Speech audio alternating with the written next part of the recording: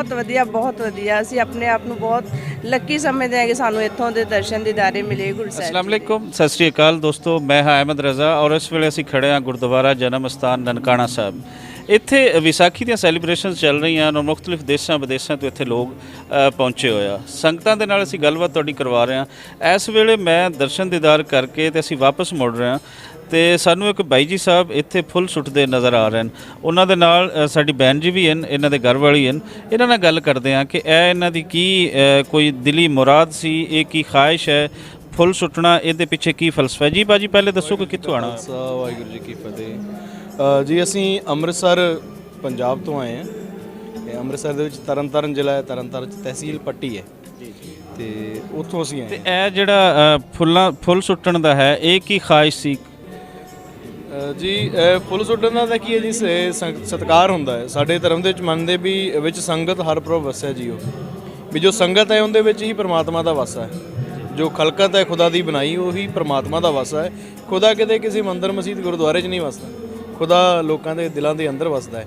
ਸੋ ਇਹ ਕਹਿ ਦਿਓ ਵੀ ਅਸੀਂ ਇੱਕ ਪਰਮਾਤਮਾ ਦਾ ਸਤਿਕਾਰ ਤਾਂ ਜਿੰਨਾ ਕਰ ਸਕਦੇ ਹਾਂ ਜੀ, ਅਸੀਂ ਦੇਵ ਨੂੰ ਕੁਝ ਵੀ ਨਹੀਂ ਸਕਦੇ, ਹੈ ਤਾਂ ਉਹਦੇ ਤੋਂ ਮੰਗਣ ਵਾਲੇ, ਬਟ ਆਪਣੇ ਵੱਲੋਂ ਜਿੰਨਾ ਕੁ ਸਤਿਕਾਰ ਕਰ ਸਕਦੇ ਹਾਂ ਉਹ ਸਤਿਕਾਰ ਵਜੋਂ ਇਹ ਫੁੱਲਾਂ ਦੀ ਵਰਖਾ ਸੰਗਤ 'ਤੇ ਕੀਤੀ ਜਾ ਰਹੀ। ਬੁਨਿਆਦੀ ਤੌਰ ਤੇ ਇਹ ਹੈ ਕਿ ਇਹ ਇੱਕ ਸਾਂਝੇ ਤੌਰ ਤੇ ਹੈ, ਇਹਦੇ 'ਚ ਕੋਈ ਵੰਡ ਨਹੀਂ ਹੈ। ਜਿਹੜੀ ਸੰਗਤ ਆਏਗੀ ਤੁਸੀਂ ਉਹਦੇ 'ਤੇ ਸੁੱਟ ਰਹੇ ਹੋ ਫੁੱਲ। ਨਹੀਂ, ਵੰਡ ਸਾਡੇ ਧਰਮ ਨੇ ਜਿਹਨੇ ਜੋ ਕੀ ਹੈ ਨਾ ਵੀ ਧਰਮ ਤਾਂ ਕੋਈ ਵੀ ਵੰਡ ਨਹੀਂ ਸੀ। ਗੱਲ ਕਰਾਂਗੇ ਗੁਰੂ ਨਾਨਕ ਸਾਹਿਬ ਨੇ ਹੀ ਵੰਡ ਹੀ ਖਤਮ ਕੀਤੀ ਹੈ ਲੋਕਾਂ ਦੇ ਵਿੱਚ। ਉੱਚਾ ਨੀਵਾਂ, ਕੋਈ ਪਵਿੱਤਰ ਹੈ ਕੋਈ ਅਪਵਿੱਤਰ ਹੈ, ਇਹ ਚੀਜ਼ਾਂ ਖਤਮ ਕਰਨ ਲਈ ਗੁਰੂ ਨਾਨਕ ਸਾਹਿਬ ਆਏ ਸੀ।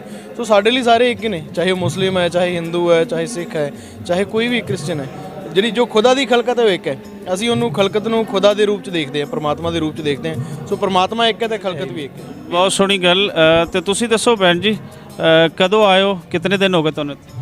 ਅਸੀਂ ਰਾਤੀ ਇੱਥੇ 11:30 ਵਜੇ ਪਹੁੰਚੇ ਸੀ। ਕਿਵੇਂ ਦਾ ਲੱਗ ਰਹੀ ਹੈ ਇੱਥੇ ਆਣਾ ਤੇ ਸਾਰੇ ਦਰਸ਼ਨ ਕਰਨੇ? ਬਹੁਤ ਵਧੀਆ ਅਸੀਂ ਆਪਣੇ ਆਪ ਨੂੰ ਬਹੁਤ ਲੱਕੀ ਸਮਝਦੇ ਹਾਂ ਕਿ ਸਾਨੂੰ ਇੱਥੋਂ ਦੇ ਦਰਸ਼ਨ ਦੀਦਾਰੇ ਮਿਲੇ ਗੁਰੂ ਸਾਹਿਬ ਜੀ ਦੇ।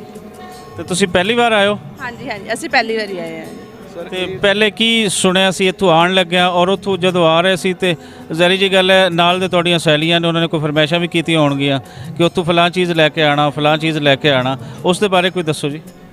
ਹਾਂਜੀ, ਸਾਰੇ ਕਹਿੰਦੇ ਸੀਗੇ ਉੱਥੋਂ ਦੇ ਜਿਹੜੇ ਹੈਗੇ ਦੁਪੱਟੇ ਵਗੈਰਾ ਹੈ, ਦੁਪੱਟੇ ਜਿਹੜੇ ਖਾਸ ਹੈ ਕਿ ਦੁਪੱਟੇ ਵਗੈਰਾ ਲੈ ਕੇ ਆਣਾ। ਸਾਡੇ ਤੋਂ ਪਹਿਲਾਂ ਫੈਮਿਲੀ ਦੇ ਵਿੱਚੋਂ ਸਾਡੇ ਫਾਦਰ ਸਾਹਿਬ ਆਏ ਸੀਗੇ ਪਹਿਲਾਂ 2 ਵਾਰੀ। ਉਹਨਾਂ ਨੇ ਸਾਨੂੰ ਸਾਰਾ ਸੁਜੈਸਟ ਕੀਤਾ ਸਾਰੇ ਗੁਰਦੁਆਰੇ ਸਾਹਿਬ ਜੀ ਦੇ ਦਰਸ਼ਨ ਕਰਕੇ ਆਉਣੇ ਤੇ ਅਸੀਂ ਸਾਰਾ ਸਾਨੂੰ ਪਤਾ ਸੀ। ਹੁਣ ਇਸ ਤੋਂ ਬਾਅਦ ਅਸੀਂ ਜਿਹੜੇ 6 ਗੁਰਦੁਆਰਾ ਸਾਹਿਬ ਹੈ ਉਹਨਾਂ ਦੇ ਦਰਸ਼ਨ ਕਰਨ ਚੱਲੇ ਹਾਂ ਜੀ। ਤੁਸੀਂ ਉਹ ਜਿਹੜੇ 6 ਗੁਰਦੁਆਰੇ ਬਾਕੀ ਚੋਂ ਕਿ ਟੋਟਲ 7 ਗੁਰਦੁਆਰੇ ਹਨ ਨਨਕਾਣਾ ਸਾਹਿਬ ਦੇ ਅੰਦਰ, ਉਹ ਤੁਸੀਂ ਦਰਸ਼ਨ ਕਰ ਰਹੇ ਨੇ ਜਾਂ ਹੁਣ ਨਿਕਲੋਗੇ ਤੁਸੀਂ ਜਾਓਗੇ? ਹਾਂਜੀ ਸਰ, ਹੁਣੇ ਅਸੀਂ ਜਾ ਰਹੇ ਅੱਧੇ ਘੰਟੇ ਤੱਕ।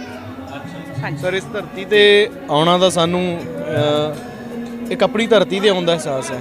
ਅਸੀਂ ਬੈਠੇ ਤਾਂ ਜ਼ਰੂਰ ਪੰਜਾਬ 'ਚ, ਪਰ ਹਮੇਸ਼ਾ ਇਸ ਧਰਤੀ ਦੀ ਖਿੱਚ ਰਹਿੰਦੀ ਹੈ ਕਿ ਸਾਡੇ ਆਪਣੇ ਲੋਕ ਨੇ।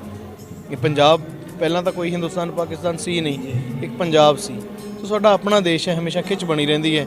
ਤੇ ਪਰਮਾਤਮਾ ਦਾ ਤੇ ਪਾਕਿਸਤਾਨ ਗਵਰਨਮੈਂਟ ਦਾ, ਇੰਡੀਆ ਗਵਰਨਮੈਂਟ ਦਾ ਬਹੁਤ ਜ਼ਿਆਦਾ ਸ਼ੁਕਰਗੁਜ਼ਾਰ ਹੈ ਕਿ ਸਾਨੂੰ ਆਪਣੀ ਧਰਤੀ ਦੇ ਪੈਰ ਰੱਖਣ ਦਾ, ਮੱਥਾ ਟੇਕਣ ਦਾ ਮੌਕਾ ਮਿਲਿਆ ਹੈ। ਤੁਸੀਂ ਪ੍ਰਾਹੁਣੇ ਨਹੀਂ ਹੋ ਜੀ, ਤੁਹਾਡਾ ਆਪਣਾ ਘਰ ਹੈ। ਜਿਵੇਂ ਕਿ ਤੁਸੀਂ ਦੱਸਿਆ ਇਹ ਬਾਬਾ ਨਾਨਕ ਦਾ ਪੰਜਾਬ ਦੇ ਵਿੱਚ ਜੰਮਣਾ, ਉਹਨਾਂ ਦਾ ਆਣਾ ਔਰ ਫਿਰ ਸਾਰੇ ਜਿਤਨੇ ਦੁਨੀਆ ਭਰ ਦੇ ਵਿੱਚ ਸਿੱਖ ਬੈਠੇ ਆ ਉਹਨਾਂ ਦਾ ਇੱਥੇ ਆਣਾ, ਆਪਣੇ ਘਰ ਦੇ ਵਿੱਚ ਆਣਾ। ਉਹਦੇ ਤੇ ਕੀ ਕੋਈ ਅਖੀਰ ਤੇ ਸੁਨੇਹਾ ਦੇਣਾ ਚਾਹੋਗੇ ਖਲਕਤ ਨੂੰ?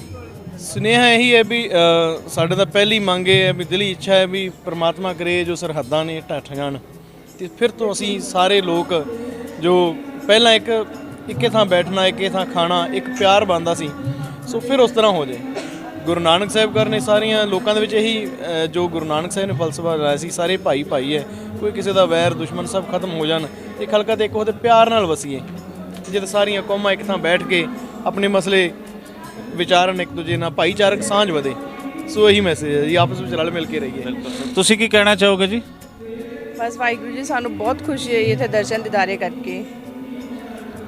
ਲਓ ਜੀ, ਐਸੀ ਅੰਮ੍ਰਿਤਸਰ ਤੋਂ ਆਇਓ ਮੀਆਂ ਬੀਬੀ, ਇਹਨਾਂ ਨਾਲ ਗੱਲ ਤੁਹਾਡੀ ਅਸੀਂ ਸਾਂਝੀ ਕੀਤੀ। ਹੋਰ ਲੋਕਾਂ ਦੇ ਨਾਲ ਵੀ ਤੁਹਾਡੀ ਗੱਲਬਾਤ ਕਰਾਉਂਦੇ ਰਹਾਂਗੇ। ਜੁੜੇ ਰਹਿਣਾ ਔਰ ਵੇਖਦੇ ਰਹਿਣਾ ਪੰਜਾਬੀ ਪ੍ਰਚਾਰ।